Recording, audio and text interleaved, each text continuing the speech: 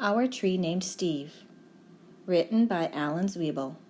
Illustrated by David Catrow. Copyright 2005. Published by G.P. Putnam's Sons, a division of Penguin Young Readers Group.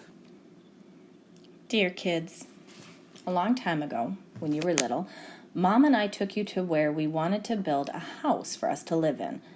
But in order to build there, men had to come and clear the land. I remember there was one tree, however, that the three of you couldn't stop staring at. Adam thought it was crying. Lindsay said it looked nervous, and Sari, who was only 2 years old, couldn't pronounce the word tree and called it Steve. "I love you, Steve," she kept saying. And then Adam and Lindsay started saying it, and before too long, Mom and I got the hint and asked the builder to please save Steve. The day we moved in, Steve was there to greet us. He quickly worked his way into your lives as a swing holder, target, third base, hiding place, jump rope turner. And whenever our dryer broke down, he held our underwear with pride. Yes, right there in the center of our yard, this weird-looking tree grew to become the center of our outdoor life. Through all our barbecues, campouts, dance parties, or when Adam and Lindsay started getting crushes on the Simon kids next door, Steve adjusted to our every need. And it wasn't always easy. Standing tall through snowstorms in the winter, or when Uncle Chester napped in the hammock couldn't possibly have been fun.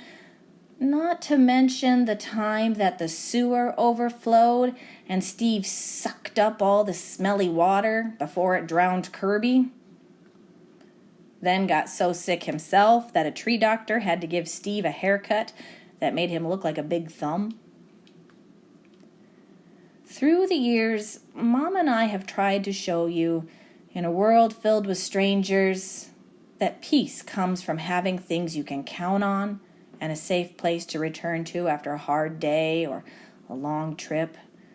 Which brings me to the point of this letter. Last week, a storm hit our area. And though we spared Steve's life a long time ago, this time we couldn't save him. Are we sad? Sure we are. But even in his final moments, when he could have fallen on our house, Sari's swings, Kirby's house, or Mom's garden, Steve performed his last trick and protected all of us to the very end.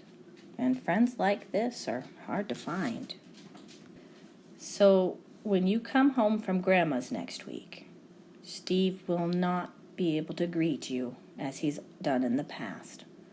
I'm sorry, but please know that Steve will always be with us, in our hearts, in our thoughts, and in a different tree at the other end of our yard. See you next week. Love, Dad.